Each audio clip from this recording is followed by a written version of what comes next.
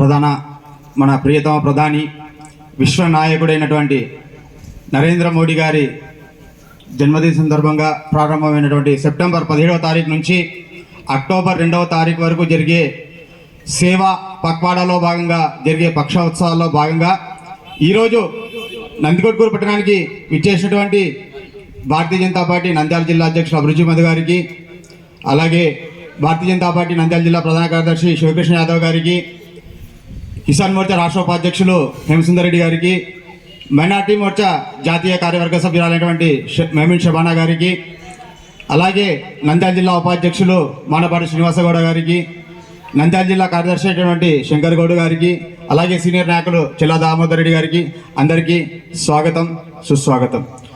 నిజంగా మనమందరం కూడా నరేంద్ర మోడీ గారి పాలనలో ఉన్నాం అంటే ఎంతో అదృష్టవంతులమని చెప్పుకోవాలి. ఈరోజు ప్రపంచం మొత్తం కూడా మన ప్రధాని నరేంద్ర మోడీ గారి వైపు, మన భారతదేశం వైపు చూస్తూ ఉంది. ఏ ఒక్క సంక్షోభం జరిగినా కూడా దాన్ని తీర్చగలిగే శక్తి కేవలం నరేంద్ర మోడీ గారికి మాత్రమే ఉందని చెప్పి ఈ ప్రపంచం మొత్తం కూడా విశ్వసిస్తుందంటే అది నిజంగా భారతీయమైనటువంటి మనంకి ఎంతో గర్వకారణం అని చెప్పి తెలియజేసుకుంటున్నాము. మరి మొన్న ఉక్రెయిన్ యుద్ధంలో జరిగినప్పుడు వాళ్ళు మనకి 5 రోజులు సమయం ఇచ్చి మన భారతీయులందరినీ కూడా తరలించడానికి రష్యా ఉక్రెయిన్ యుద్ధాన్ని 5 రోజులు ఆపినటువంటి శక్తి ఎవరైనా ఉన్నారా అంటే అది మన విశ్వనాయకుడైనటువంటి నరేంద్ర మోడీ గారి వల్లనే సాధ్యపడింది. మన భారతీయులు ఈ ప్రపంచంలో ఏ మూలలైన ఆపదలో ఉన్నారని చెప్పి తెలిస్తే వెంటనే మన విదేశాంగ మంత్రి వాళ్ళతోటి మాట్లాడి, మన అధికారులతో మాట్లాడి, అక్కడ రాయబార సిబ్బందితో మాట్లాడి మన భారతీయులందరినీ సురక్షితంగా విదేశాంగ తీసుకుని వస్తున్నారు. మరి చూసుకున్నట్లయితే నరేంద్ర మోడీ గారు అధికారంలోకి వచ్చిన తర్వాత ఆయన మొట్టమొదటిసారిగా అక్టోబర్ 2వ తేదీన స్వచ్ఛ భారత్ అనే కార్యక్రమాన్ని స్థాపించారు. ఇది ఎందుకయ్యా అంటే ఈ మన భారతదేశానికి స్వతంత్రం వచ్చి 70 సంవత్సరాలు దాటినా కూడా ఇంకా మన భారతదేశ మహిళలు ఉదయాన్నే 5 గంటలకు లేచి బహిర్భూమికి వెళ్లాల్సిన దుస్థితిలో ఉంది మన భారతదేశం అని ఆయన గుర్తించి మన భారతీయ మహిళల గౌరవాన్ని కాపాడడానికి ప్రతి ఒక్క ఇంటిలో కూడా టాయిలెట్ ఉండాలనే ఉద్దేశంతో ఆయన స్వచ్ఛ భారత్ కార్యక్రమాన్ని ప్రారంభించడమే కాకుండా భారతదేశంలో ఉన్న ప్రతి ఒక్క ఇంటికి ఆయన స్వచ్ఛ భారత్ అభియానంలో భాగంగా నిధులు ఇచ్చి టాయిలెట్లను నిర్మించి మన భారతీయ స్త్రీల ఆత్మగౌరవాన్ని కాపాడడం జరిగింది.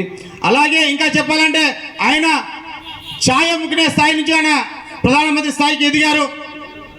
ఆ క్రమంలో ఆయన పడిన ఇబ్బందులు ఏ ఒక్క భారతీయుడు కూడా పడకూడదనే ఉద్దేశంతో ఆయన మన భారతీయ యువకులు మనము వచ్చేసి ఇంకా ఒకళ్ళ కింద ఉద్యోగాలు చేసే దుస్థితి నుంచి మనమే సొంతంగా ఒకళ్ళకి ఉద్యోగాలు ఇచ్చే స్థాయికి ఎదగాలి యువకులు అని చెప్పి వారికి మన నరేంద్ర మోడీ గారు ఎన్నో ముద్రా యోజన పథకం కింద కానీ ఎంఎస్ఎంఈ కింద కానీ వారికి ట్రైనింగ్ కల్పించి వాళ్ళు సొంతంగా పరిశ్రమలు స్థాపించే విధంగా వారికి సహాయ సహకారాలు అందిస్తున్నారు.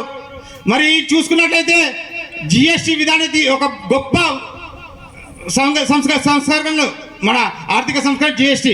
మనం చూసుకున్నట్లయితే జిఎస్టీ విధానంలో నిత్యావసర వస్తువులు ఏవి కూడా పెరగకూడదని చెప్పి వాటిని 5% లోపల జిఎస్టీలోకి తీసుకుని వచ్చి మన పేద మధ్యతరగతి వర్గాల్లో ముందస్తుగా దీపావళిని మన దసరా పండుగని దీపావళి పండుగ తీసుకుని వచ్చారు. మరి ఇలా చెప్పుకుంటూ పోతే మరి గర్భిణీ మహిళలకు కూడా ఆయన ప్రతి నెల పోషణ అభియాన్ కింద గర్భిణీ మహిళలకు వాళ్ళు గర్భం దాల్చినప్పటి నుంచి వాళ్ళు డెలివరీ అయ్యి ఇంటికి వచ్చేంత వరకు ప్రతి ఒక్క రూపాయి కూడా కేంద్ర ప్రభుత్వం పిలుస్తూ ఉంది. ఇలా చెప్పుకుంటూ పోతే ఆయన ఎన్నో సంక్షేమ పథకాల్ని, అభివృద్ధి పథకాల్ని ఆయన నరేంద్ర మోడీ గారు సంక్షేమాన్ని అభివృద్ధిని రెండు కళ్ళలాగా భావిస్తూ ఒక 2 రైలు పట్టాలలాగా సమాంతరంగా తీసుకొని పోతున్నారు. ఒక పక్క సంక్షేమం చేస్తూనే మరో పక్క నేషనల్ హైవేస్ చూసుకుంటాం. మన నందికొట్కూరులో 340C నేషనల్ హైవే ఎప్పుడన్నా మనం అనుకున్నామా మన నందికొట్కూరు నుంచి 4 వరుసల రహదారి పోతుంది అని చెప్పి. మరి చూసుకున్నట్లయితే కర్నూలు నుంచి అమరావతి వరకు ఈ రోజు నడుస్తుంది. ఎంత బ్రహ్మాండంగా అభివృద్ధి చెందిందంటే మన 4 వరుసల రహదారులు అంత బాగా అభివృద్ధి చేశారు. రహదారులు మాత్రమే కాదు, పోర్ట్లు, ఇంటర్నేషనల్ ఎయిర్పోర్ట్లు అన్నింటినీ కూడా మనం ఇంకా చెప్పాలంటే అయోధ్యలో ఎప్పటికి కూడా సాధ్యం కాదనుకున్నట్టు రామాలయాన్ని కూడా నరేంద్ర మోడీ గారు మన భారతీయుల కళను సాకారం చేసినటువంటి వ్యక్తి. అయోధ్యలో రామాలయాన్ని నిర్మించారు. అది ఎవరికి కూడా అటువైపు అన్ని మతాల వారికి అంగీకారం చేత ఎక్కడ ఎటువంటి గొడవలు కూడా జరగకుండా ఆయన అందరినీ సంతృప్తి పరుస్తూ చేస్తూ భారతీయ జనతా పార్టీ యొక్క మూల సిద్ధాంతమే సబ్కా సాత్ సబ్కా వికాస్ సబ్కా విశ్వాస్ అనే యొక్క 3 సూత్రాలను ప్రజల్లోకి తీసుకెళ్తూ అందరి మందలను పొందుతున్నటువంటి మన ప్రధాని నరేంద్ర మోడీ గారికి ధన్యవాదాలు తెలియజేసుకుంటూ నాకు అవకాశం ఇచ్చినందుకు పెద్దలకి ధన్యవాదాలు తెలియజేసుకుంటాను.